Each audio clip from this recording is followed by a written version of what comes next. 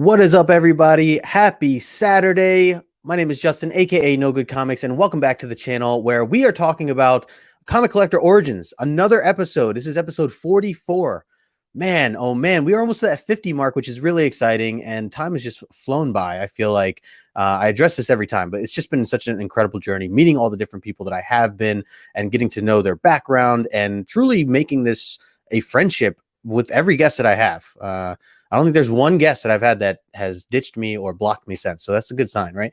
If you're new to this, first and foremost, hit that thumbs up, subscribe to the channel. If you are new, welcome, welcome, welcome. If you're watching the replay, thank you so much for taking that time to watch this, the replay. I would like to say that the Comic Collector Origins show is all about the community. If you're not familiar with it, I bring on guests from the community and interview them about themselves, and I asked them questions about their origin, of how they got into this hobby to begin with. What was their first comic book that they picked up, or their first character that they fell in love with? What were some of the first times or experiences of a Comic-Con? Hearing their experience throughout this journey and kind of where they are now. That's where this show has taken me. And like I said earlier, I've been meeting so many incredible people. Also, just everyone that's been in the chat who I've been, talking with, whether you're over on Instagram or just following my journey here on YouTube. The support has been so incredible. And I appreciate all of you who take the time to watch this or share this on their Instagram page. I get so many of you who do that, and I really do appreciate that so much, each and every week. And people who catch the replay. Seriously, everyone, the community's just been awesome.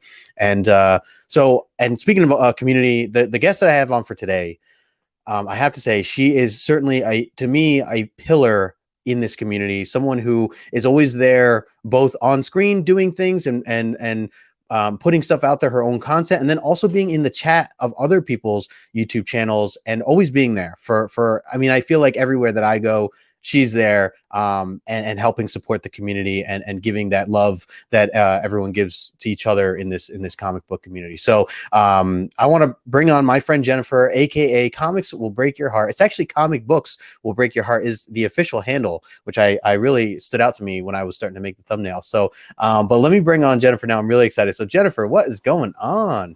Hello. Thank you so much for having me, Justin. I really appreciated that. Such kind words. I really, really appreciate it.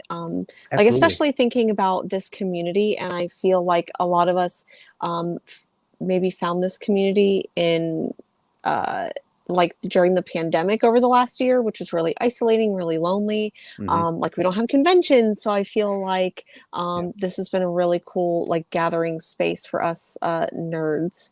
Totally. No, you're absolutely right. I was actually just talking to my girlfriend about the idea that while many in the world may have dealt with certain situations of being lonely and not with people, physically, obviously, I feel like YouTube and this community and Instagram, for me, in my personal experience of how I've been living the past year and a half, has allowed me to feel like I've been busier than ever and meeting people and making friendships and creating these memories and experiences with people. And it's really been incredible. So no, you're absolutely right about that.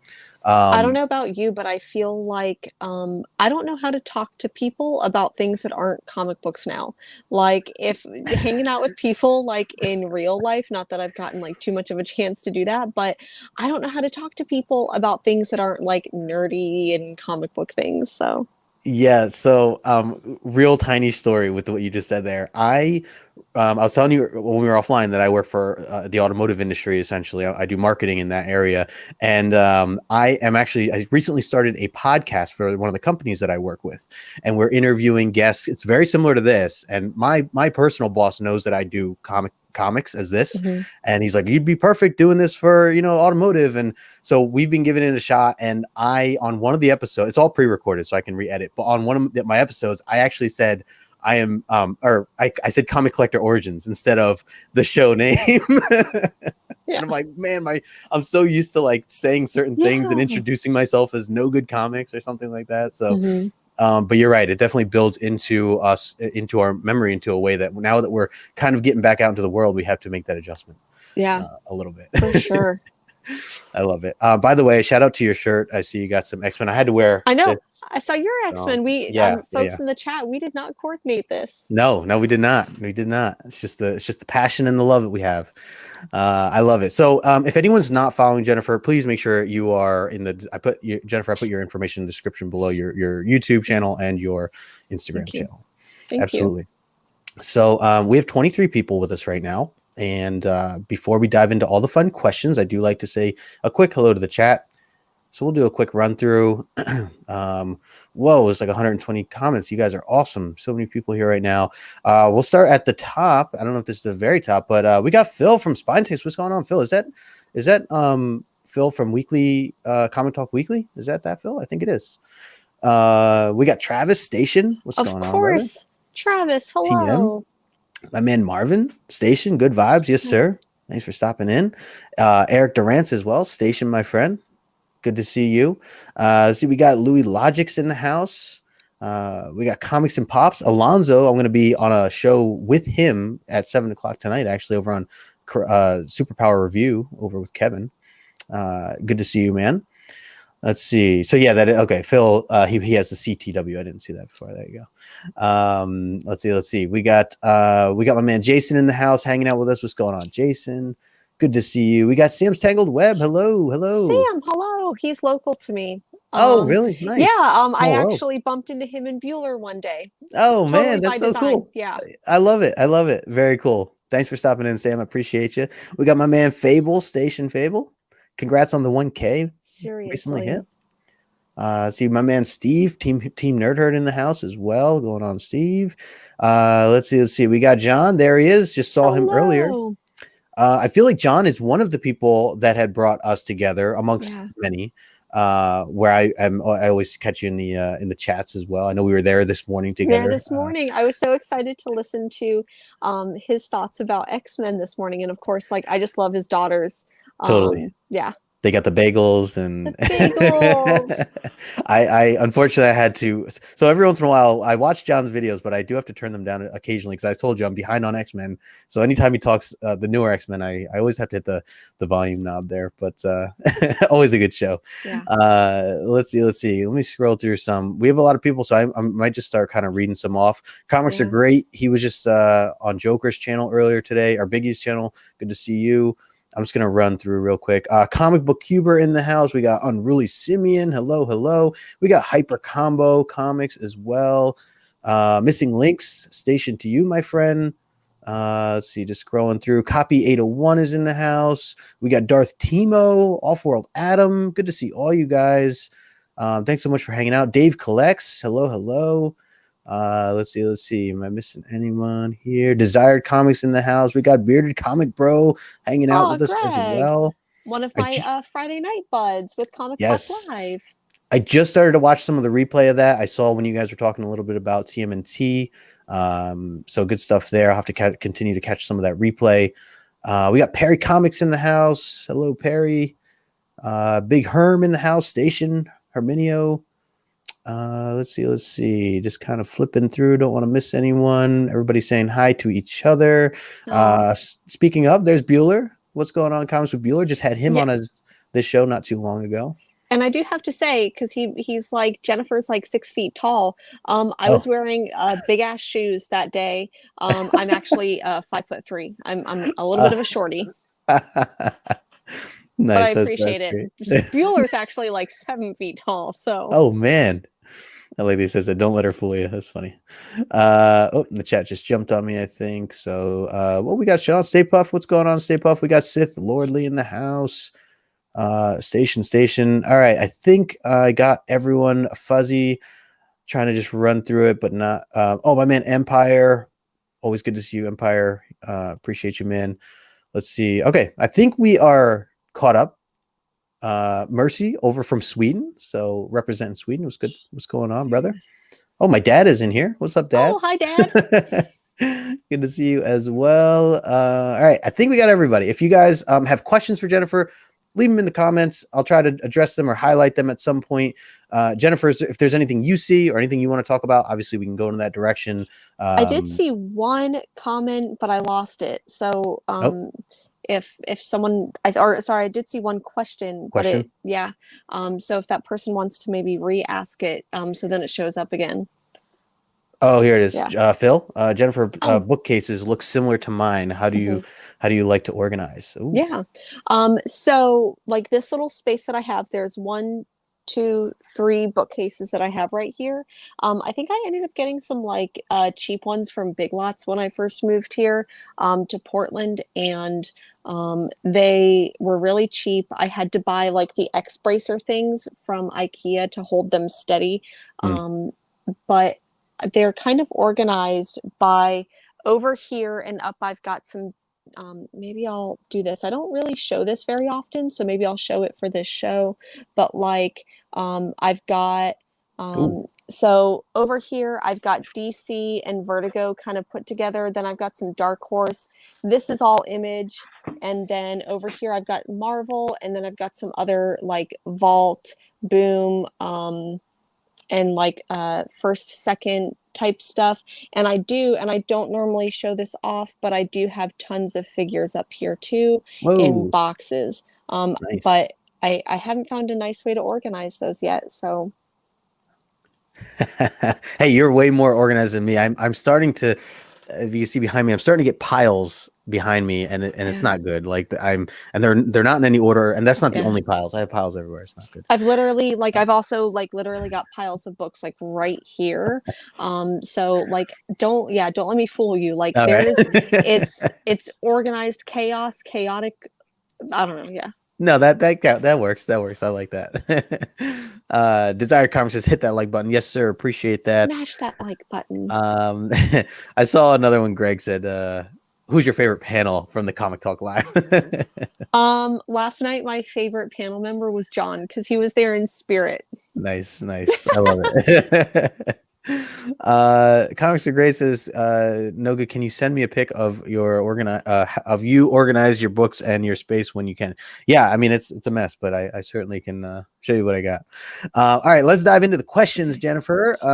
So first and foremost, as I always start off, when did this hobby start for you in terms of your first introduction to whether it was the comics themselves or the characters somehow or the stories somehow? How old were you? What was your environment like at that time? What did that look like for you? Yeah, so I think that it's probably when I was in early middle school, and I'll be very honest, when I was in early middle school, like I didn't like to read. I would like proudly tell you that I wouldn't have read a book even if it was for like school. Just wouldn't ever wanted to read a book. And then I did end up falling in love with the Harry Potter series because that was really big for me at the time. So like I read them, started doing like the midnight releases and stuff like that. And I had a friend who I can't remember if it was Stardust or Neverwhere by Neil Gaiman first. I think it was maybe Neverwhere. And then I read Neverwhere, and this was maybe when I was like 11 or 12, and then going into high school, and then I started reading more Neil Gaiman, just started reading as many books as I could, especially like I loved fantasy and any of those types of books. And because I loved Neil Gaiman, I remember when I ended up going into high school, I had a photography teacher. Shout out to Mr. Vina, because he was my photography teacher and he had a ton of comic books behind his desk. And so he had like all the Vertigo titles, like Fables and Transmetropolitan and like all of those books. So I actually, like, I don't know if I just like stole them, lovingly stole them and returned them, but ended up mostly reading trade paperbacks. And I remember I had a friend at the time, a couple of friends who really loved comics. One friend in particular who was like, because I only read trades, and they were like, don't ever get addicted to single issue comics. Those are good friends. Now, 20 years later, I wish that I had heeded that, because this is my pile for this week.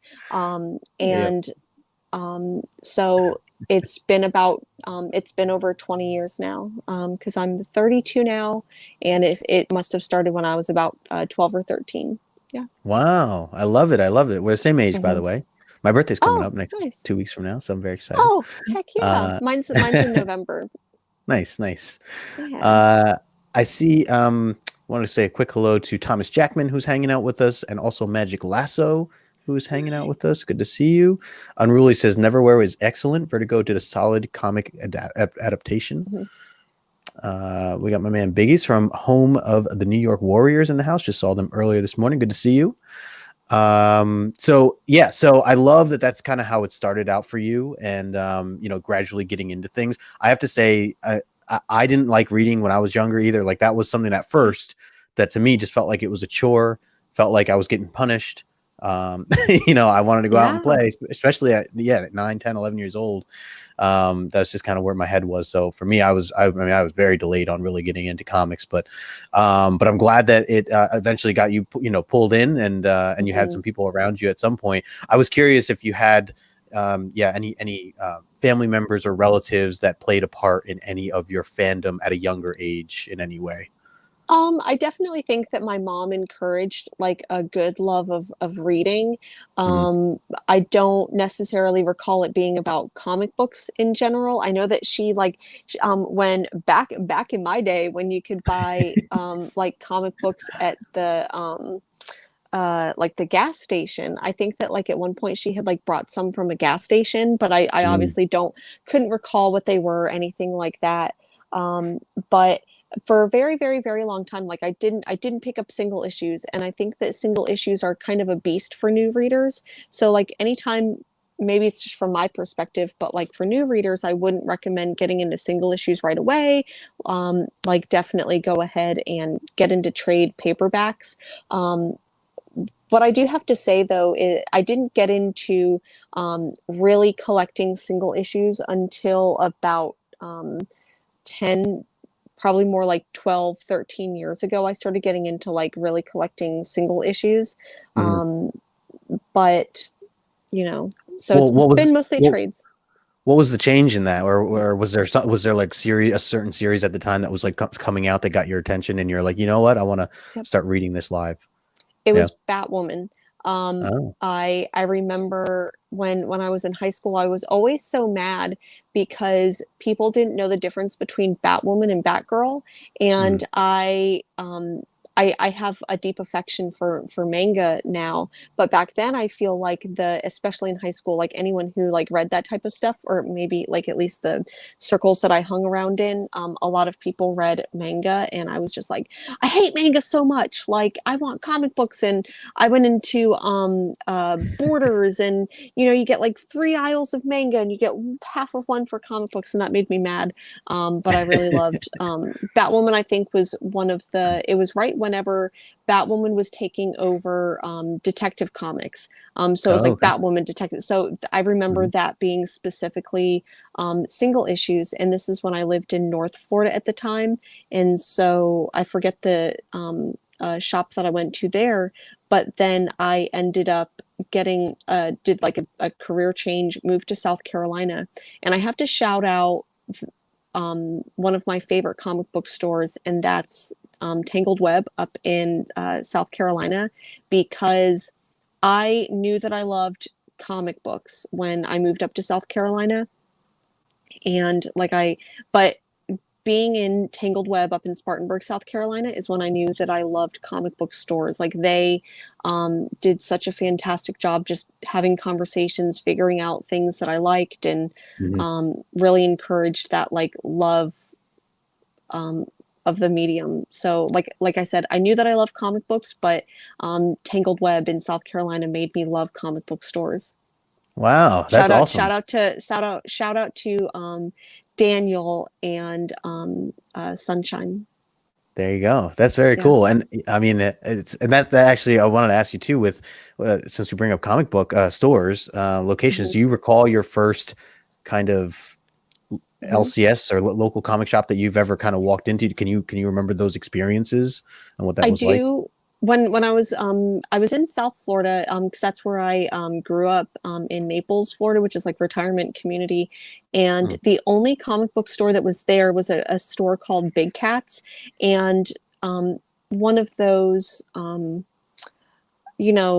fun stories where the the presence of the store is just smaller and smaller and smaller, Yeah. unorganized, doesn't really like change with the time. And I think around that, like 15 years ago, the owner had a medical emergency. They ended up moving shop, and they ended up moving into a shop, and their shop ended up just moving into a like storage unit. And Okay. so and then the owner passed away, and I think they sold the business. And then there was a couple of comic book stores in like a neighboring town, but it was about an hour drive away. But my friend, my like best friend growing up, like when she got her car, we're like, let's go to Fort Myers and go get comic books. So we'd go to comic book stores there, and then I ended up like working at one of the comic book stores in Fort Myers that opened up later. Oh, So cool. that was fun. Mm-hmm. Cool. Yeah. Do you and I want to say, I meant to highlight, I want to say a quick hello to a couple other people here. We had Joker hanging out with us, as well as Aggressively Relaxing, one of my favorite names on YouTube. Yeah. The chat just jumped. We got John Stout hanging out with us. Unoriginal, hello. I thought I saw one other person I might have missed. Oh, Voice Inject, hello. Thanks for stopping in. Thomas saying, man, I love seeing all you younger folks getting into comics. I thought this medium would die when the internet started getting big. I'm glad I was wrong. Yeah, I'm with you. Yeah. Definitely with you there. So you talked a little bit about, I mean, so obviously this has been a journey for you, Mm-hmm. and getting into the hobby and exploring, as you said, from, trades to getting into single issues and things like that. Was there were there times where you took a break from this hobby altogether, or stopped collecting in some way, shape, or form, or has it always kind of been there for you? So like I said, whenever I was really getting into comics, it was mostly just trades, and I was reading, especially like I started really like I loved Batman, and Long Halloween was always like, that's going to be, I don't think that there will ever be a Batman story that just resonates with me more. But so much of the older Vertigo stuff, like I said, Fables, Transmetropolitan, Sandman, obviously, Watchmen, like all of those stories. And then, but I was always reading those ones in trade. I was always like picking up here and there, but then really when I moved to South Carolina, that's whenever starting to pick up single issues. The only times that I had ever really stopped collecting was if I didn't live near a comic book store and couldn't, even when I moved away from South Carolina, I still kept my pull box with them. So they would usually send me a box every like month or so with my nice. pull list, which was ridiculously long. And they would just graciously put up with me being like, okay, this is me calling after 3 months. Can you take these 10 titles off, add these 20 more? Right. Like things like that. That's cool. Yeah. I wanted to also ask you if any of the, or as you grew up, were you influenced at all? You mentioned Batman. Were you influenced at all by some of the cartoons, or maybe some of the movies that had come out throughout, the history of these films coming out? Like, did that play a role? Not necessarily. I think that when I grew up, like I grew up like a poor kid. When I was in middle school, there was a library right next to the middle school. Like, so I would go and I would literally, like, as an adult, we talk about like shutting the bar down. Like, I would literally shut the library down. Like, they would be closing for the night, and I would just sit outside reading the library. And like waiting to get picked up, or like waiting to walk home. And so I don't necessarily remember, like, I didn't go to the movies a lot. I didn't have like video games growing up, because I was just like, I didn't have a console or anything.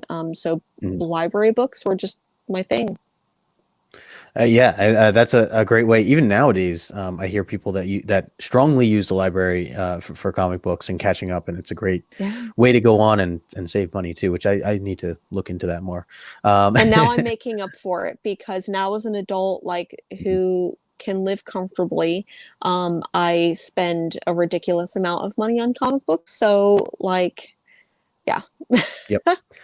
Yeah, and I know we've talked in the past about, the idea of trying to make room for where we are, and, potentially having to sell books because it's just gotten so out of hand. Yeah. It's still something I'm suffering from, but it's this is a hobby that can definitely get out of hand if you don't if you're not careful. I want to say a quick hello to Keys to everything. What's going on, Keys? And we got Albert. What's up, Albert? Good to see you. Brother Joe, Station Brother Joe. Hi, Bro Joe. Let me see. I think we had the chat just jumped. Okay, I think I got everybody there. So, and again, anybody that's watching right now, we have 31 people hanging out with us. Appreciate all of you. Make sure you hit that thumbs up and make sure you're following Jennifer. Put all the information in the description below. So Jennifer, what about the we're behind stage? I know we were talking a little bit about Comic Cons. Do you have any experience with Comic Cons? And if you do, like, what was do you recall your first experience going to a Comic Con? What one that was? I do. This must have been probably back in 2009, 2010. I moved up to North Florida, and my current partner and I started dating. We've been together about 12 and a half years now. And I remember they really wanted to go to MegaCon, and I had never been to a convention, but they had lived in Orlando, so they were like, "Hey, let's go to MegaCon." We were definitely on a budget, and so back then, I don't think that they do the same thing now, but back then, if you volunteered to work for the convention, you would basically get a half day free, or like a free day or something like that. So we're like, "Sweet, let's go ahead and we'll sign up to volunteer." Yeah. And I was like, let's go ahead and volunteer, and total organized chaos, and just nobody knew what they were supposed to do. Nobody, I don't necessarily want to disparage MegaCon at the time whatsoever. Sure. It was just dealing with a whole bunch of unruly volunteers. Right. But basically, they gave us volunteer shirts, and they were just like, okay, go there, manage the line, go there, manage the line. And then we're just kind of on our own. So there was no adult supervision. Right. And I remember one of the first years that I went to MegaCon, my partner says that I didn't, but I think that I just did manage Chris Claremont's line. Oh, what? I would love to do that. I would sign me up for that. I don't even remember thinking, because back then I was still learning a lot about comics. I don't even think I really I knew Chris Claremont, I had seen them on a lot of the books that I had read, but didn't really know who he was. Sure. So going and being a volunteer at MegaCon and managing Chris Claremont's line without knowing it, and never being so yeah. I love it. My partner draws, and for a couple of years we went to MegaCon and SuperCon in Miami, and let me think, when Wizard World was doing cons, there were a couple of conventions that we went and sold artwork behind, they would sell their artwork, so we would be behind the booth. So yeah. That's awesome. Mm-hmm. That is very cool. Very cool. John Stout here said, "I love the Long Halloween. I bought the sale Loeb omnibus." There you go. Very cool. So I love hearing stories like that, because I know we're both missing Comic Cons, and can't wait for them to come back. But it's always interesting also to kind of hear those first experiences or early experiences of kind of really going through. And I had no idea that con, at least at that time, allowed you to volunteer. I think that's awesome. Probably because of people like me just kind of wandering off and not really knowing what I was doing. They're like, we're not going to do this again. And it's kind of tough, because at the time you had to sign up and you would get a t-shirt, but then I don't think that they organized it in such a way where the next day I couldn't just walk in with a volunteer t-shirt and just walk in for free. Right. So I think that they obviously reined that in a little bit, and probably are much more organized in that way now. But yeah. That is a con that I still would like to get down to. Mm-hmm. I know that's still considered a bit, one of the big ones. It is. Yeah. Down in Florida. So if you ever get a chance, my absolute favorite favorite convention I have ever been to is Heroes Con in North Carolina. They do such a fantastic job like curating the artists and writers that are there. Yeah. And like a lot of times those big conventions can just get about, hey, let's go ahead and bring in this celebrity that was like a D-list celebrity from like 30 years ago, and they're almost irrelevant now.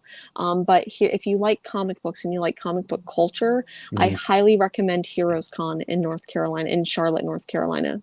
Nice. Very cool. Yeah. I'll add that to the list. It'll be on my list. Yeah. The never-ending growing list all the time. Stay Puft says he needs to go to HeroCon one day. Oh, yeah, there you go. It's so worth it. Like I said, hands down, one of my favorite conventions. Really quick story, just while we're talking about conventions and talking about, thank you for hanging out, Fable. With Heroes Con, when at the time, like my partner was really into like making and creating comic books, and they draw, and I was doing coloring for comic books. And I remember we went to Heroes Con, and a big part of like convention culture, I think when you're like in the mindset of being a creator, is you need to go to the after parties, because like that's where the networking is, and that's where you like bump shoulders with people. Yep. And at Heroes Con, they had a big, like, fancy dinner at a very fancy hotel afterwards. And they were doing like some type of drink and draw. And my partner and I, we sit down at a table, and like we had a fairly large table, and it was just us two. So we put a little sign up that says like, hey, like come sit with us, like please come sit with us. And this older gentleman comes and sits down, and he introduces himself, and he's been in the industry. And I didn't really like recognize his name, and he's like, oh, like I've done this, and I'm like, oh, okay, like cool, like hang out. And really just like great chill dude. And then the next day I go to a panel at Heroes Con about coloring, because like I said, I was into like doing the coloring for comic books. Like I go and I sit down, and there's a panel up there, and they're like, oh, awesome, like our other guest here, he's like super big in the industry. He did the coloring for the Akira manga and this and that, and it was Steve Olaf. And I'm like, I sat and like got drunk with that dude last night. Like, and so that's one of my favorite memories, is just like hanging out with someone that I had no clue was a titan in the industry and had really pioneered digital comics. And I'm just sitting there getting drunk, being an asshole. And he was so nice. You know, I feel like a lot of like bigger celebrity type, you know, they like those hanging out and having those kind of conversations with people that might not recognize them, you know, and because I'm sure, you know, they get all the fandom and you know, all the praise. So it's probably nice to kind of just change it up and have someone who just wants to genuinely hang out, drink, you know, have a good time. So that's great. And it's great advice too, to anyone who's going to cons, especially coming up. Especially if you need to like network and stuff like that. I see Bueller put in the comments about going to Washington State Summer Con. I purchased my tickets a couple weeks ago for Rose City Comic Con, so I'll definitely be there. I don't know if I'll be able to make it up to Washington State Summer Con, but I'll definitely see if I can make that work, because I'd love to go. That would be cool. Yeah. Brother Joe says all cons are good cons for many reasons. I totally agree there. Oh, and especially like, you know, big cons are a thing, but I find that I love the intimacy of small conventions. And you do definitely find some gems. Yep, agreed. It is nicer sometimes to have the smaller crowds, less of a line. You know, you don't have to waste time in lines, and you can actually take time to like talk to those creators or those artists. Thomas Jackman said Chicago Con or Philly Con have always been great shows as well. Yeah, I've always wanted to go to C2E2. Oh, me too. That's like been like one of the ones that I'm like, I need to get there. Yep, that is on my list for sure. I saw there was one other one. I think Phil brought it up earlier. I might have missed it. Something about Baltimore Con, which I was going to say I plan to go to Baltimore Con, assuming things are, you know, good to go at that time. So I think it's later in like October, November. So, but very cool. Love the hearing a little bit of this history and background of you know, how you've taken on cons, and a great story too. Like, nice surprise to be able to be like, oh, I know that guy. Because like I mean, and then I felt kind of bad, because I'm like, oh man, I should have like known who he was. And then I ended up going later, like, to him, and I'm like, hey, like, I went to your panel, like, Yeah. and it was great hanging out with you last night. And he like signed some books and like gave us some books for free, and just such a like really, really nice person. And I now going back and thinking about all of the cool things that he's done, I'm like, man, I wish that I had known back then, because they were great. Yeah. No, that's awesome. Jennifer, I wanted to ask you a little bit about the Yeah. details of your, well, I guess I'll start with your name, Comics Will Break Your Heart, where that came from, and yeah, how that got started. And then I kind of want to lead into like, why, how and why, or let me ask, Yeah. why and when did you start your Instagram/YouTube channel? So I started my I've had a an Instagram for like 5, 6 years, maybe even like more like 6 or 7. Mhm. And I started it out as gin and comics, like a gin and tonic drink, but gin Oh, and okay. comics. And like my initial idea was like, I want to do drunk comic book reviews. And Right. like I started off like, I'll post like a comic with a drink and like this and that. But I felt like it was really hard for me because I'm like, what do I do? Do I just like sit down and get drunk in front of a camera and talk comics? And is that really what I wanted to do? And Mhm. I feel like, I still like I posted on Instagram and um, did things like that. But then I felt like I needed a change, and I felt like, especially for people who don't necessarily drink and who live a sober lifestyle, I didn't want people to feel like excluded from that. Like, obviously, like I still like to drink every now and then, Right.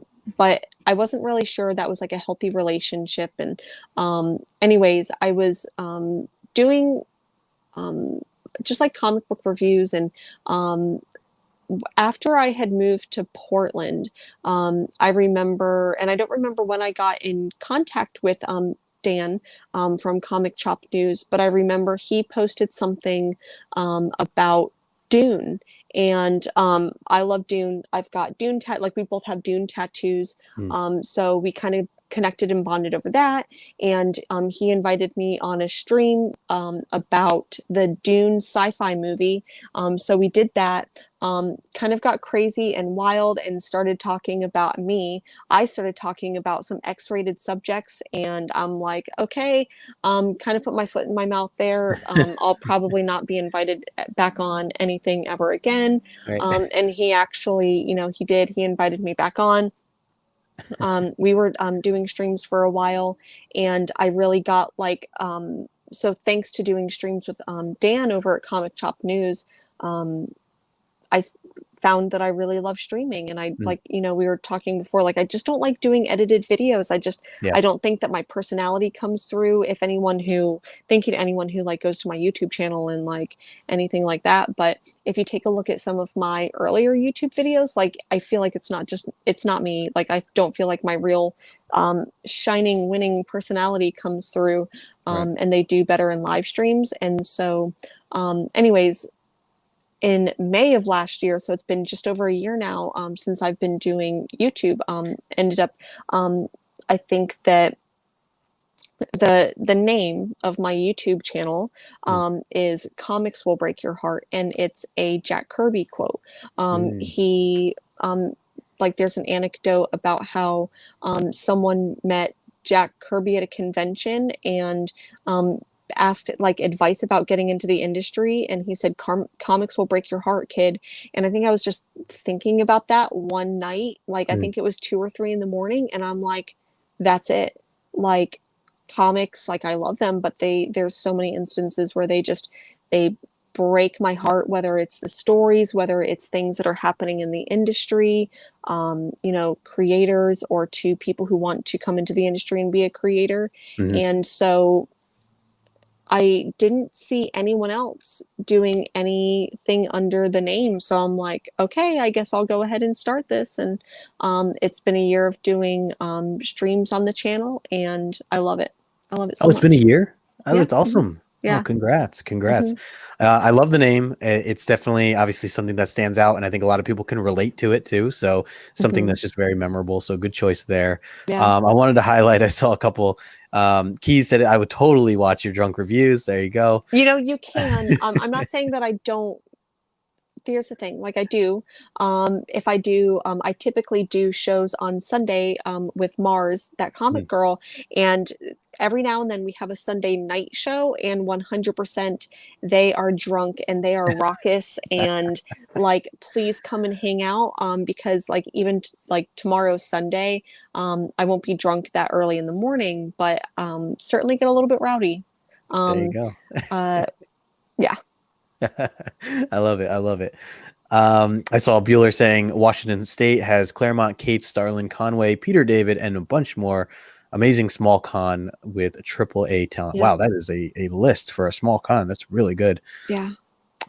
What's up, bottom tier? Good to see you. Thanks for stopping in. And people. Yes, please hit that like button. Smash.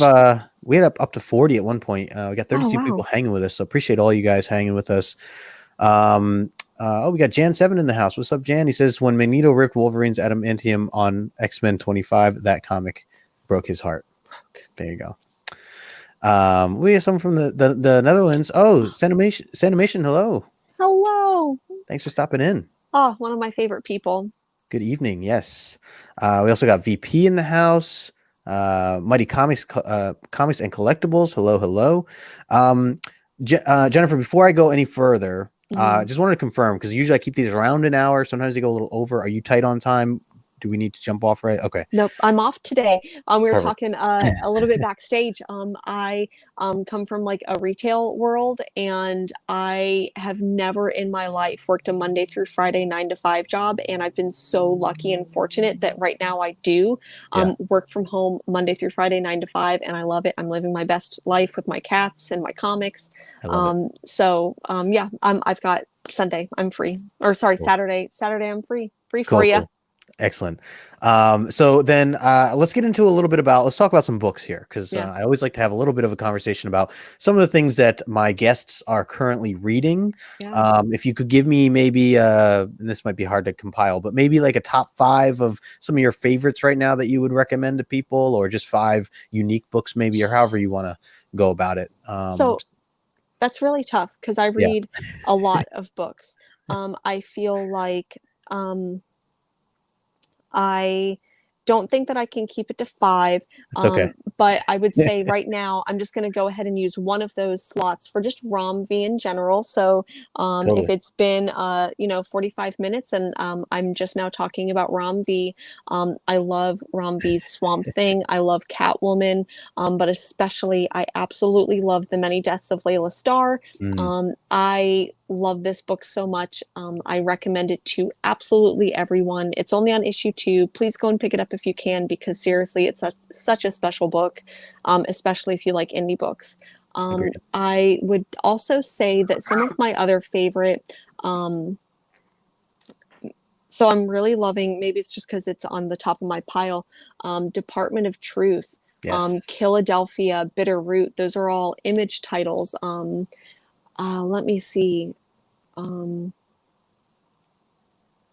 Man, this is really tough right now. I really so love many good books. I love Hollow Heart from Vault Comics. Good.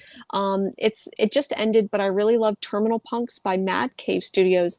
I'm really talked a pinch about this, but no spoilers. I loved X-Men 20 this past week. If John is in the chat, you know how good it is. X-Men is so good. X-Men is doing so many good things.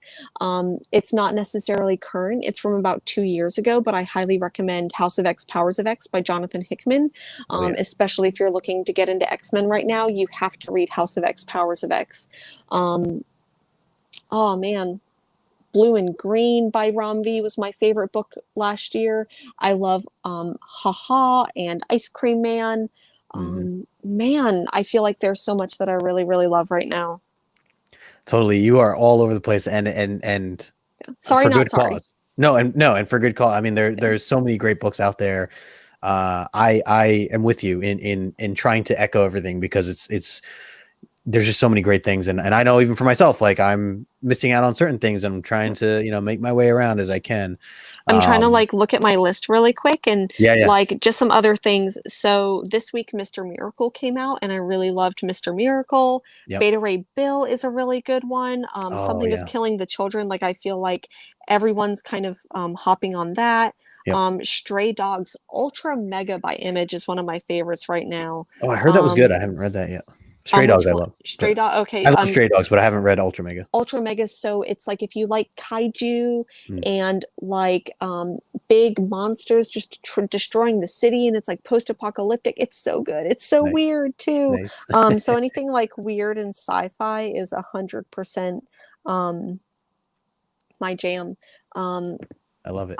I could go on and on about like all the titles that I think people should read, but No, it's great. And a lot of people agreeing with you, a lot of people putting up their own stuff here in the chat. Sanimation says, Lucky Jennifer reads all the comics for us. I do. Her show with Dan helped me so much getting into indies comics last year. Awesome. There you go. That's what I love to hear. Being able to give and receive recommendations, and truly good one, great ones where you're just like, it changes the way you look at comics, Yeah, for and it sure. helps you build with the community. So it's great that you're passing that stuff along. Thomas says, so much good writing out there for sure. I always say it's the best time to be reading comics right now. I just love it. 100%. I Yeah. think that there are a lot of people who are they don't. I kind of want to say this lightly, and I think you'll understand what I'm trying to get at. I think that there's a big part of people who have been reading comic books for decades now, and I think that they have been used to only seeing themselves in comic books. A certain type of person, maybe a certain type of skin color, who they've been seeing characters who look like them in comics for a very long time, and Sure. now they see other people in comics. They're seeing the world differently, and the world is changing, and they're saying that this means that it's the death of comic books, and that it's the death of the industry. And I don't necessarily think that's true. I think that I absolutely, even though it means that some of the books that I would like to be buying are going way up in price right now, Sure. but I think that it's getting easier for people to get into comic books, and that strengthens the community and doesn't diminish it. Absolutely. So the more people that we bring in, the better. So I just think that you're so right on so many levels. It's such a great time to be a comic book fan. Yep. 100%. Well said. I echo that 1,000%. I absolutely. And yeah, so whatever thing's going out, there's something for everyone out there nowadays. I feel For like sure. you can find anything you love, and you always can go back. So if anyone ever does, if you want to explore older issues of anything, there's always that. So it's not like you can't do that. So for new and old, it's everything's out there for everybody. Exactly. Yeah. I saw Albert here said, I've heard a lot of good things about X-Men 20, but it's hard to read new X-Men because there are so many X-Men related issues each week. Yeah, I mean that's fair to say, and I see John's here too agreeing. It is hard. It is hard. One thing I've kind of learned on this, on Albert, your comment here, is that to some point you have to just jump into it and not necessarily let the thought that you missed certain issues or are scared that you might not understand something affect you. I was talking to Fable about this before, because even I'm with Albert in that I'm having a hard time keeping up with X-Men, and I've shared that with you before we went live. And I'm a big X-Men fan, so that I mean, I love the X-Men, I love the characters, I love what they're about. And I was talking to Fable about this recently, and he's like, "Yo, man, you like." I was like, "Have you been reading them as they all came out in order?" And he's like, "No, actually, I've just been reading. I just grab a series, X-Men. I sit down, just read all X-Men. Then I grab X Factor, just read all X Factor." He's like, and I'm loving it. He's like, I have no problem with I'm not understanding something. I'm just loving it. Nothing's like ruined. I'm just enjoying it. And that kind of made me click. Where I was like, yeah, you know what? I need to not worry so much about trying to read every single issue, and just try to maybe stick to maybe certain series or whatever I can afford or whatever I can, have time for. I think that they so just to like kind of explain the X-Men a little bit, is that about 2 years ago, there was this big event called House of X, Powers of X, and it literally like rewrote what's going on with X-Men without it feeling too rebooty. Like, it's not going to be like a new 52 type thing or whatever. And once again, highly recommended. I am a very big fan of Jonathan Hickman, especially East of West, like one of my all-time favorite series. I heard that was good. Oh, please read it if you haven't gotten the chance. It's so good. Yeah. But so anyways, you get to see a lot of your favorite X-Men characters. And there was this big, like, what was it, like 12 issue event, 14 issue event, something like that. Yeah. And it was kind of hard because it's House of X, Powers of X, and it kind of like alternated one by one so House of X1, Powers of X1, whatever the order. And it's so good. It's so delightful. But then after that was this like Dawn of X, and there's I forget, like almost 10 or maybe more series. So we've got Hellions and New Mutants and just the main X-Men title and Excalibur and X Factor and X-Force and Wolverine. And I feel like each one of those is going to be for a different person, maybe. Like you shouldn't feel necessarily obliged to read them all, because then you could be missing out, or you could be forcing yourself to read something you don't like. 100% I would recommend reading the main X-Men line. I've actually been enjoying X Factor. I've also really been enjoying Cable. The new Cable is so good. Nice. So I highly recommend that. So yeah. Yeah, no, you're absolutely right. It's a great way to go back, check out that first initial kind of, quote unquote relaunch. And so here's another thing that I think may be missed among people who are trying to get into X-Men now.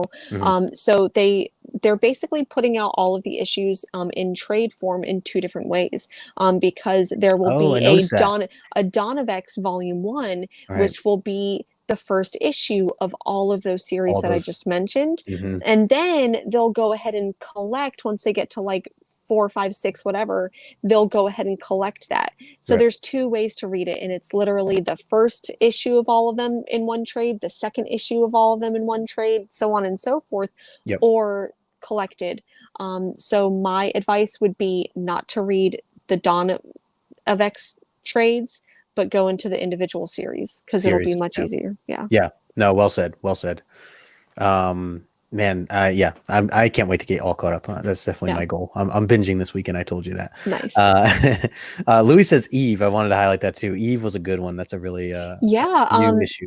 I would highly recommend, Victor Laval wrote Eve, and Victor Laval did a book called Destroyer, which was one of my favorite horror books recently. And it's basically this, the last of the Frankenstein line dies by police violence, and his mother brings him back to life. So I hope that Eve, like, I don't know how much it'll get into that, but if you like Eve, pick up Destroyer. Highly recommend it. All right, I'll add it to the list. It sounds good. I enjoyed Eve a lot. So, so Jennifer, what I always like to ask my guests if you have a couple books, 1 or 2 books with you that you'd like to show here that means something special to you. Maybe it has a story that resonates in some degree that you want to show off. I've got these. I actually so I will go ahead and since this is on the top of the list, this one I just bought last night. It just came in the mail, and I'm really excited because I thought I was going to have to pay a lot more for it. But I finally got X-Men 244. Yes, Jubilee. First appearance Jubilee. I think that she is such an underrated character. Absolutely. So I'd really love to see a little bit more going on there. So really excited to pick that up. And then I don't have the first issue because it's away in some boxes. But what I would also say is Saga. I think that everyone needs to read Saga. This is the trade. But man, this is such a good series. Please, everyone, go and read Saga. I'm amazed that I find people who haven't read it yet. So this book means a lot to me because I found this around the same time that I started going to Tangled Web up in South Carolina. and where I fell in love with comic book stores, fell in love with Saga, and fell in love with a lot of stuff coming out from Image at the time. I love And it. probably the comic book that got me 100% is this one, Oh yeah. Sandman and Sandman number 8. My like lights are reflecting, but Sandman number 8 is the first appearance of Death, Mm. and like Death, like aesthetically as a character, as a weird little goth girl in high school, I was like, this is who I want to be. And Death is such a beautiful character, and I want to be her when I grow up. So yeah, I I love would it. say the first issue of Saga and then this one are probably my like two. Like top tier, yeah, special books. That's awesome. That is Yeah. awesome. Well, especially as you talked a lot about, that issue there, or that series there when you first got into, really diving into comics. So it's really cool. I still need to read that series uh, at some point. Someone told me that there's an Which audio book one? of Saw something. No, of of Neil Gaiman's Sandman? Sandman. Yeah. Yeah. There is an audiobook, and I actually haven't read it, or sorry, like, listened to it. Mhm. But I would Sandman's like I think 10 or 11 trades long. Mhm. So it's kind of a little bit of a beast to get into, but I think that the amazing thing that Neil Gaiman does with fantasy and taking these like tropes and these like ideas and making them really, really, really super accessible. Mhm. I really enjoy. That's like the comic book, like Saga and Sandman are the comic books that I recommend to everybody. Yeah, no, agreed. I see Jason here saying I binged the Saga Compendium in Oh, like 2 days. That's awesome. I love it. so Yeah, good. Saga was great. Anthony here saying he hasn't read it yet. Definitely recommend it for sure. Albert showing some love to Jubilee there. Um, Thomas Jackman saying I love death. There you go. I have a Uh, death tattoo right Bobby. here as well. Oh, The it's woman, awesome. a couple years ago, the woman who inspired Death, her name was Cinnamon Hadley, and she passed away from Mm. cancer. And I think it was the 30-year anniversary of Death, and it was my 30-year anniversary. Wow. So it felt pretty important. Yeah, absolutely. Yeah. Very cool. I only read volume 1 of Saga and loved it. Yeah, good stuff. Oh, we got Alan in here. What's going on, Alan? Good to see you. Climbing Comics. Hello. Just read first Jubilee, first appearance, fun storyline. Oh, Cool. Cool. So very cool, very cool. I love it. So, Jennifer, I want to ask you kind of a long-term question here, and I know yeah. goals can change, but essentially where you stand right now, what is the big picture? What is the goal for your hobby, your collecting purposes of when years from now, when we're in our 80s, do you plan to essentially continue to keep all these books? Do you plan to sell some of them or all of them? Or do you plan to bring, take them to the grave with you? Like, what is kind of that picture for you? I because I think the like North Star, the guiding North Star for me Mm. is like sharing my love of comic books with people. And I would say that my goal as like a reader and collector isn't necessarily to like sit on my throne of comic as much as like, yes, I do like um I have a lot of books and a tiny ass apartment, and man, um but that being said, I think that when I pass away, I don't have children. I don't like plan on ever having kids, at least like biological kids. Mm. And I don't necessarily know if I ever want to take comics to the grave. I do think that I know we've kind of like discussed it. I would love to sell some of my books, but the biggest obstacle to that is 100% me and just doing it. Yeah. So I think that I just need to do it because I've got an entire run on like series that I like, maybe didn't love. Like I've got the entire series of single issues of like Black Science and Low, and I'm just like, I'm not going to go back and read those single issues. Let me go ahead and toss them. So if anyone wants to trade, I'm going to put this out there. I want to get rid of some of the like a lot of the filler books that I have and Mhm. invest in some keys. I feel like if I had the chance to pull the trigger on House of Secrets 92 right now, I would. So like if I could get rid of 20 boxes of comics and Yeah. have House of Secrets 92 in my hand right now, I would. Yeah. So anyone in the chat who wants to hook a girl up with Swamp Thing's first appearance, let me know. Yeah, there you go. There you go. I actually almost pulled the trigger on the Swamp Thing issue number 1, the Alec Holland. Yeah. The other day, and it was like a 6.5, and it was pretty affordable. I ended up holding off just because I'm trying to be good, but like, but yeah, no, totally with you there. I'm always curious about these kind of questions, and I know obviously things change, our goals, our expectations change along the way, but I'm always curious where people stand, at least currently, with their collection and where they see it. But I'm with you. I'm going to hold you to it, Jennifer. I know at some point we have to do a sale together. We do, because I know I'm bleeding here with books that I could get rid of. it's insane. I know like upcoming we've got Memorial Day on Monday, but maybe even like if there's is not Labor Day, but if there's like one of those like Monday holidays that's coming up that you ever want to like, we'll both be off because living that sweet that's right that's office job. So if there's ever any time like that you want to collaborate on that, I would totally be down. Absolutely. Maybe like another answer to that question though is because I'm 100% more of a reader of the stories than just a collector. Sure.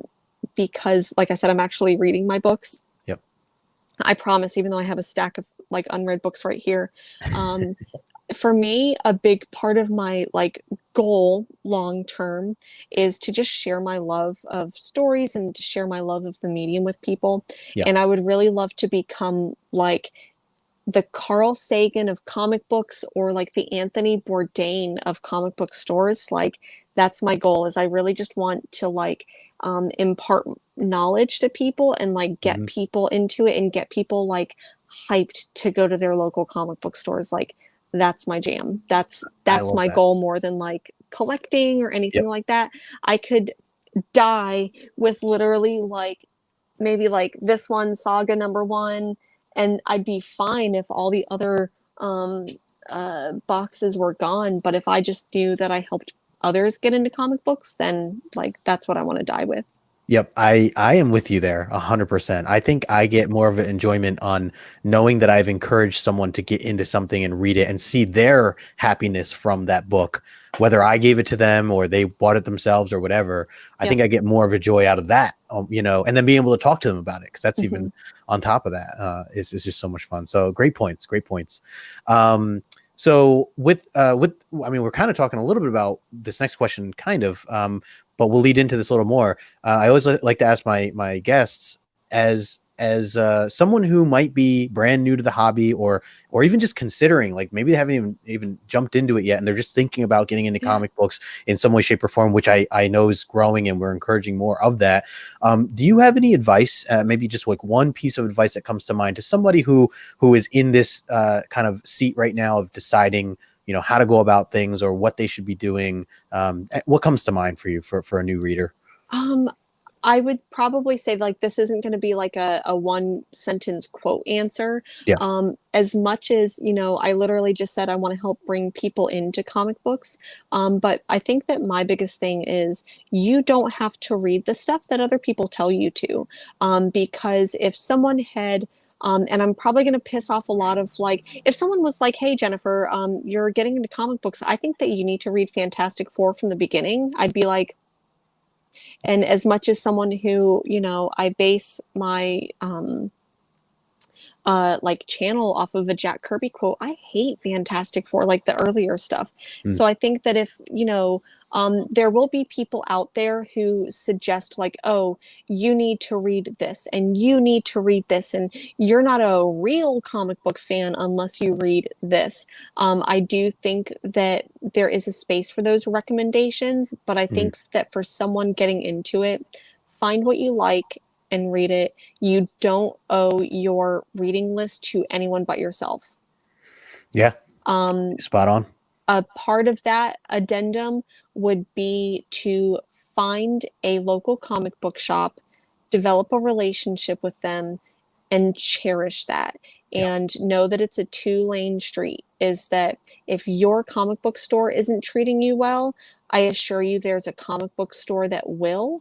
I'm so lucky and fortunate enough to live in a city with like 20 comic book stores within an hour drive, and it's nuts, and like most of them have been fantastic. So Yep. if you find a relationship with a comic book store and they treat you well, like hold on to that, man. Absolutely. That is well said. Well said all around. I see a lot of people in the chat showing some Yeah. love, loving the advice. So true. And that was something that kind of took me a little time to get to really know my LCS owners and Mm-hmm. employees and make those kind of friendships, because that kind of even goes towards your first. I mean, like, you can learn a lot of like suggestions or recommendations of, or even just being able to have someone there to ask questions about, like Yeah. how to bag and board, or what, what's Mm-hmm. good for, how do you protect your, but like all those types of topics and questions. It is nice to have someone there. I know we live in a world now where you could Google almost anything, but Yeah. it is nice to have like a friend essentially who can give you some of that advice. Mm-hmm. And to your first point of, you need to, that anyone's telling anybody that they need to do something. I mean, I get that that can be a loose, like, kind of joke at Yeah. the same time, but you're right. There are people that might put a type of recommendation, the way they might phrase it might be Yeah. a little too aggressive, in which a new Yeah. reader might take that in the wrong way, or it might make that new reader feel very obligated to read something that it's not technically necessary to have to, like you said, start from the beginning, or whatever the case may be. Yeah. And like I do, like I said, like because at the same time where I'm like, I want to be this person that like gets people into comic books, but at the end of the day, like if you don't like my recommendations, like if you watch my YouTube channel and you're like, I hated all those recommendations, Mhm. my opinion, I read all those and I hated them. I promise you there's another channel that where, you'll find someone who like matches that, and Yeah. you don't have to read the same set of books as everyone else. And I guarantee you, if you do try to do that thing where you're like, I'm going to read every single comic book ever, you're Yep. going to burn yourself out. You're not going to be able to do it, and you are not going to have a good time, Yep. because like I'm telling you, like especially when it comes to some of the like gold and silver age stuff, it's hokey, Yep. it's stories that aren't relevant. um Even though like they're classic and they're good stories, you may not resonate with them, and I'd hate for that to be the reason why someone puts down a comic book and never goes back. Yeah, no, you're right. And especially for someone brand new, it could just be that wrong. It's kind of like make a first impression, and that could ruin that first impression for Yeah. someone new who's just like, oh, this is what comics is all about. And then, Mm-hmm. just turns them off or whatever. Or like you said, they just get overwhelmed and they just can't deal with Mm-hmm. trying to read everything. Cause you're right. You just can't read everything. You can't. Just like you can't own everything. Cause where would you put it after all? Right. Yeah. See a lot of great comments in here. I'm sorry if I haven't gotten to everybody's, but Louis, definitely smash that like button. Bobby, complimenting your hair. Oh, thank you. It matches your glasses. I just dyed it, and I think that I'm gonna do the thing where I bleach it and dye it a complete other color. So I'm like 2 days, 3 days away from green, and I want to go back to green already. So I love it. Thomas Jackman saying I will never sell, got at least was that 200,000 books, and have no plans on ever selling any of them. I got 45 years of love for comics. yeah. I'll let my family figure it out when I'm gone. There you go. I mean, hey, yeah, we all have our own situations and our own ways to maybe be able to, as he's saying, kind of pass them on to other people. I do want to say, so here's the thing, Thomas, is because I used to work in a comic book. I mean, granted, I'm sure your family probably knows, but I used to work at a comic book store in South Florida, Hero Trader, and it was definitely a retirement community. But there were a lot of times where a spouse would come in and be like, hey, like my husband, my so and so collect comic books, and I've got like 10 long boxes of comic books, and I was just gonna throw them out on the street and Right. not do anything. Do you want to buy them? And the local comic book shop owner was very like, I'm gonna be honest with you, these books are probably worth a couple of grand for me selling them. I'm not gonna you know Mhm. um I'll maybe give you 2 grand, but there's probably 10 grand worth of comic books. So Right. highly recommend, if you're sitting on that, make sure your family knows, Yeah. because they could 100% walk into a shop and be like, I've got all these comic books, and then get hustled and be like, okay, here's $500 for $10,000 worth of comic books. So Yeah.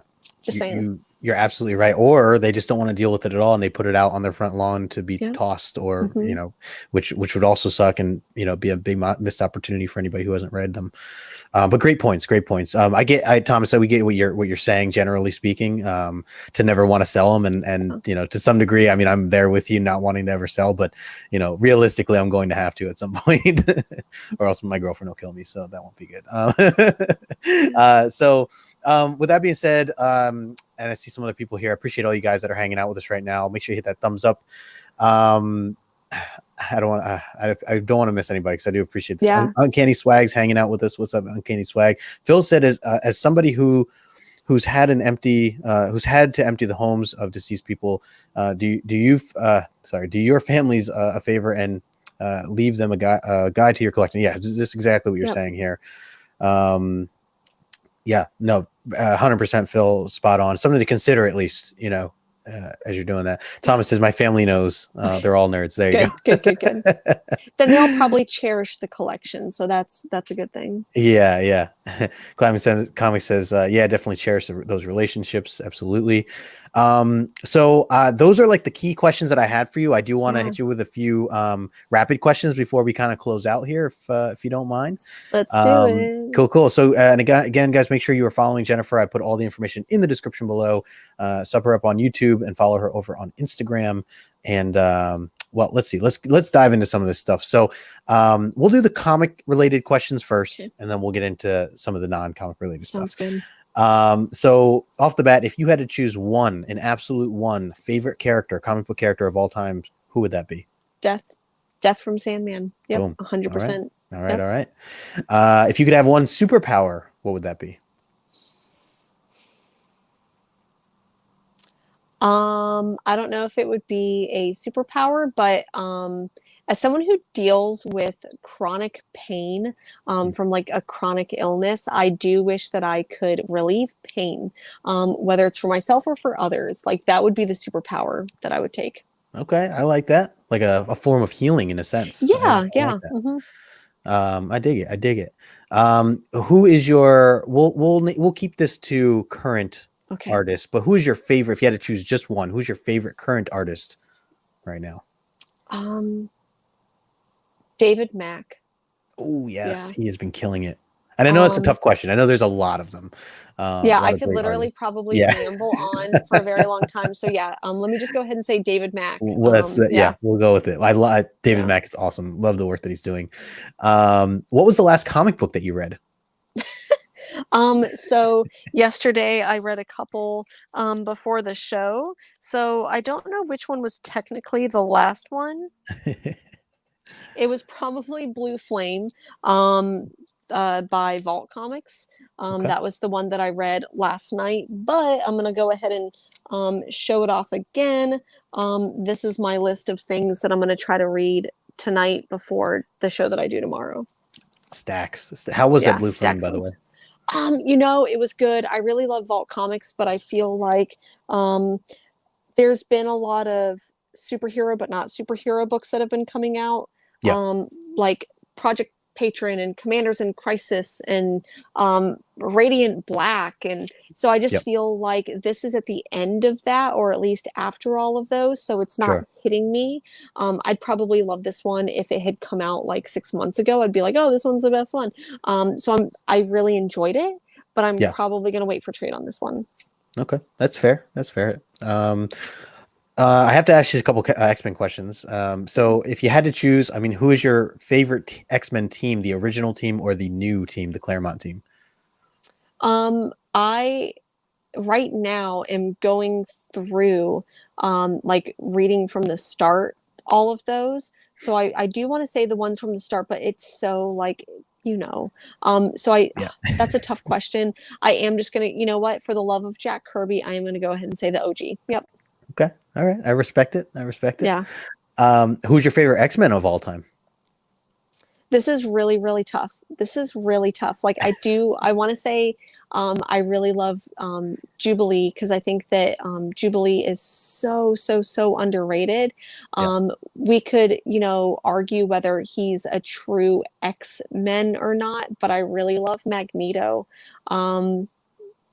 Yeah, I'm with I you. love Magneto so much. I love that, like, villain turned, like protagonist. I love Magneto a lot, a lot, a lot. But I've been trying to do this deep dive into the queerness of X-Men, and just how, like, queer it could have been and wasn't allowed to be. And especially because of X-Men 20, I'm finding out really how much I love Mystique, and I really do. I don't want to, like, spoil anything. So anyways, I'm finding how much I really love Mystique. Okay. So, yeah. That's a fair way to put it. I like John's Yeah. comment here. He said the Storm. correct answer is Storm. Yeah. Always Storm. Yeah. It's like Uncanny Swag says Polaris. I love it. Polaris, yeah. Bobby's saying Mimic, the Mimic. What's up? What's going on, Gore? Good to see you. Yeah. We have Michelle hanging out with us. What's going on? Moonlit Comics. Thanks for stopping in. Hello, hello. Phil has said same writer as current Iron Man. Oh, for current. Yeah, good stuff. So all right, next question I want to ask is if you could go back in time, like literal time travel, and you could buy one comic book off the shelf at cover price that you are not allowed to ever sell, it has to stay in your personal collection your entire life, what would that one comic book be? That's tough, because I do feel like right now I know that the next big key issue I'm going to buy is going to be House of Secrets 92. Like, that's probably going to be like a big purchase. But I know that that's within my grasp if I budget correctly. However, that being said, I know that X-Men 1 would definitely be that one is completely out of my grasp financially. Sure. So I think that if I could go back and buy X-Men 1, I would. Yeah. Okay. I love it. And especially, and then, because then you're allowed to keep it, you're allowed to time travel back to this time, and you have it in pristine condition. So imagine that nice white cover, like crisp. Send it off to CGC. Wait, what's the waiting time now? 2 years to get it back. So well, you could work in your time travel with that too. So you have it instantly, good. you know? Yeah, there we go. I'll go back. I'll go forward in time when I've already submitted it to CGC, and then come back. So yeah, it'll work. I love it. Unoriginal says, Justin, you are an excellent host, sounds like a professional broadcaster. Thank you, man. I appreciate that. Where was the other one? X-Men 1 for sure, John says. Bobby says FF1. First Hulk for Thomas Jackman. Nice answers. But which one? Yeah. So let's see. I think that's it for comic book related questions. I'm going to shift gears a little bit here and talk about some non-comic book stuff. Love it. So, what is the first film that comes to mind as a one of your all-time favorite films in terms of, I mean, non-comic, or I guess it could be comic too. So I do have to say, it kind of is comic book related, but not. And that is The Fifth Element. Hands down, one of, like, my absolute favorite movies of all time. Good. I could go back and, like, literally watch that, like, just have it running constantly. And, like, it is comic book related or not. And I'm going to go ahead and go on, like, a little nerd rant here. I know it's like rapid fire questions, but I'm going to go on a little nerd rant. So here's the thing. I really love Dune. Frank Herbert wrote Dune. It came out in the 60s. There was supposed to be an original adaptation that was supposed to come out before, like, any, like, Star Wars or anything like that came out. Alejandro Jodorowsky was going to come out with a film adaptation of Dune. He wanted it to be like watching the movie on acid is what he wanted this project to be. He wanted it to be a 14-hour movie. Like he wanted Salvador Dali to be in it. He wanted Pink Floyd to do the soundtrack. All of this ended up spending years, spending all of his money on, partnered with Jean-Gerard Mobus to do a screenshot. What am I trying to say? Storyboard for it. Oh yeah. Came out with this huge storyboard tome. That there's only 2 copies in existence apparently. Went to the producers and they're like, nah, we're not going to make this Dune adaptation. It's too wild, man. And so Alejandro Jodorowsky tucks his tail between his legs, kind of goes back. Anyways, ended up coming out with the Inkle that he wrote, and Mobus did the artwork for. And you can see shot for shot the Inkle taken into like every sci-fi movie that you've ever loved and enjoyed. There's even the ship designer for Star Wars was doing some ship designing for this Dune adaptation. Like literally Flash Gordon, Star Trek, every single, and there's a couple of famous shots from the Inkle that like really show up in Fifth Element. So even though the Fifth Element is not a comic book movie, if you love Fifth Element, I highly recommend the Inkle by Alejandro Jodorowsky. There's the end of my nerd rant. Thank you for coming to it. The TED Talk of nerd rants. Yeah. Right there. I love it. No, I love it. You're getting a lot of love in the chat here. A lot of people really like that answer. John said, wow, can I love Jennifer anymore? Fifth Element is excellent. So good. Dank said that he saw Fifth Element 3 times in theater. That's amazing. That would definitely be like, I'm so excited. October 1st, I'm taking the day off because that's the day that Dune comes out, the new nice. Dune adaptation. Yeah. And I really wish I could go back and see Fifth Element in theaters. For sure. That's dope. Mercy calling me out on Rapid. So yeah, Jennifer, don't feel bad on anything that you want to elaborate on, because my Rapid question series is never rapid. I always usually have my guests elaborate on almost everything. My girlfriend always calls me out. She's like, why do you call it rapid? It's not rapid, right? I'm like, yeah, it's kind of rapid. I try. But I love hearing all the answers, and I love hearing, kind of some of the elaboration on some stuff. So great stuff.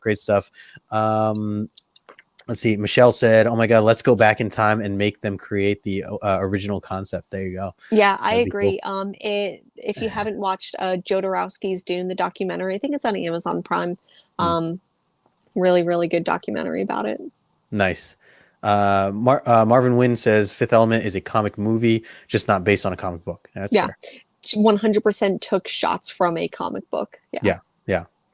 Good stuff. All right. So what about so this is kind of a deeper question and probably some elaboration to it, but where do you stand with music right now, at least currently? Like, what is your favorite genre, and what is your favorite artist and or band of all time?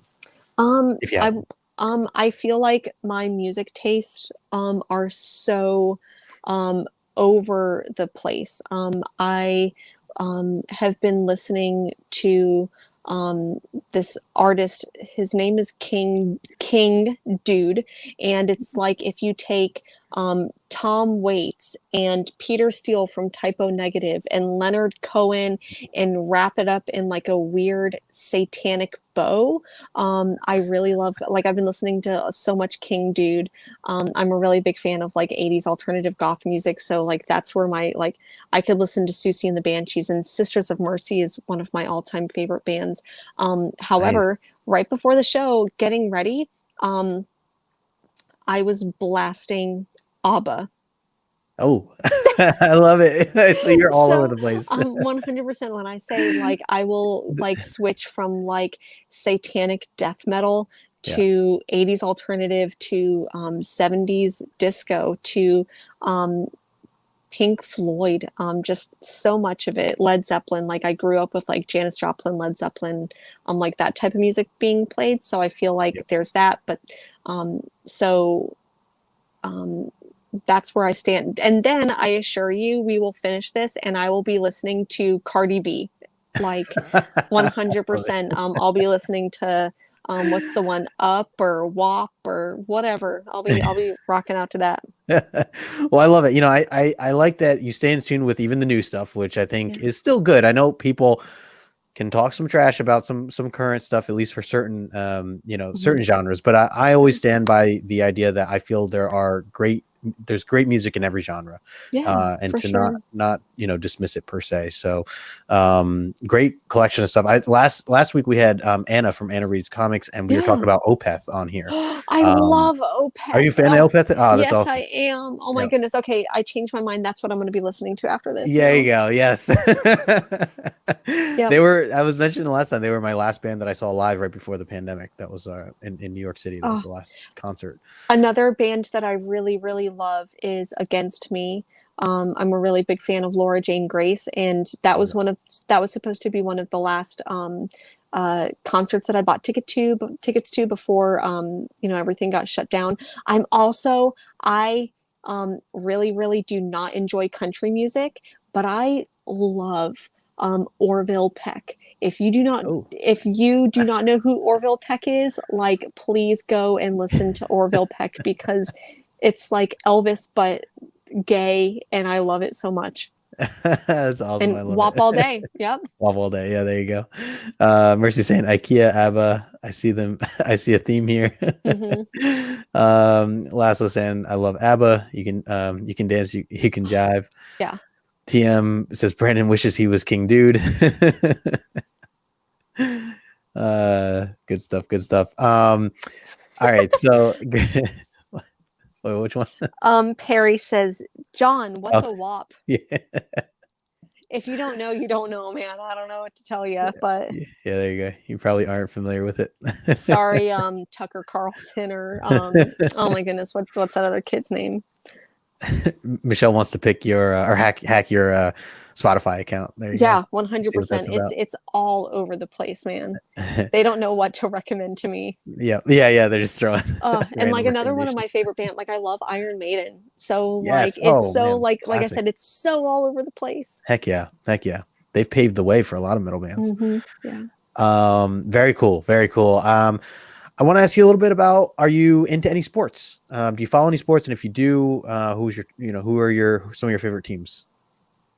I don't know anything about sports. I Nothing know sports. that, like, I think I went and saw a hockey game that I enjoyed when I was in South Carolina almost 10 years ago. That counts. And one time I went to Atlanta and I went to an Irish bar and soccer was playing. Nice. And that's all I remember about sports. That's all right. That totally counts. So we'll give you that. What about if you could travel anywhere in the world, assuming that the world is completely safe Yeah. from this pandemic and everything, as a 1 week vacation, you and whoever you want to take with you, where would that be? I think that I want to go to Japan. I think, yeah, I think it would have to be Japan. Um, Okay. just like all the little, like, restaurants and like the one thing that I love, um, at least that I've seen from like little guides and stuff, is that Japan has like a lot of like little streets where there'll be like little teeny tiny bars and like little tiny like ramen restaurants, and Mhm. I love that type of like hole in the wall type thing, and I think that Japan definitely has a really cool like underground like fashion scene that I think is really interesting. So I think I don't know if I could spend just a week there. I'd probably want a month, but it would Yeah. for sure be Japan. Yeah. Nice. I love it. Great point. Great pick. What about, do you recall your best concert that you've ever been to? Who the artist was? Like I said, when I was younger, I grew up like kind of poor, and there's a lot of the music that I just mentioned was a little bit before my time, so I never really like a lot of like people that I know that were my age were like, oh, like I went to this concert and I went to this one, and I never really got that experience. Mm. Um, but um, my mom my mom told me that I was conceived at a Pink Floyd concert. Oh, So I'm going to use that one. I love it. Hey, that counts. That totally You counts. know, one time I did also with my mom and my grandmother, we went to a Yanni concert. If you don't wow. know who Yanni Oh, is, I know like, Yanni. okay, I went to Yanni, and I think that there was definitely a sexual awakening there. Seeing him on stage with some really tight like leather pants that like 13-year-old Jennifer was not prepared for. So probably Yanni. I love it. Oh my goodness. All right, one last question, and this is one I like to always kind of close out with, and then and we'll kind of wrap up the show. If it's a Friday night, and you're getting ready for dinner, any type of option that you could go with, whether you're ordering in or you're cooking yourself or you're actually going out to a restaurant of some sort, what is your go-to meal that you think of when you want to go out or when you want to eat? That's really tough because I'm so fortunate to live in a city that has like a million different like options. So that's so tough because I do feel like I do eat out a lot. Um Last night I had a really good burger and had some like fried pickles Love that it. so like I'm still tasting those fried pickles right now. And I ended up so my partner got home from work, and I thought that they got burgers on the way home, and they didn't. So after Comic Talk Live last night, we ended up going out, and so we ended up getting a burger, fried pickles, and we left the leftovers there. And Oh. so I'm so sad. So I feel like I still have the taste of like I want those fried pickles again.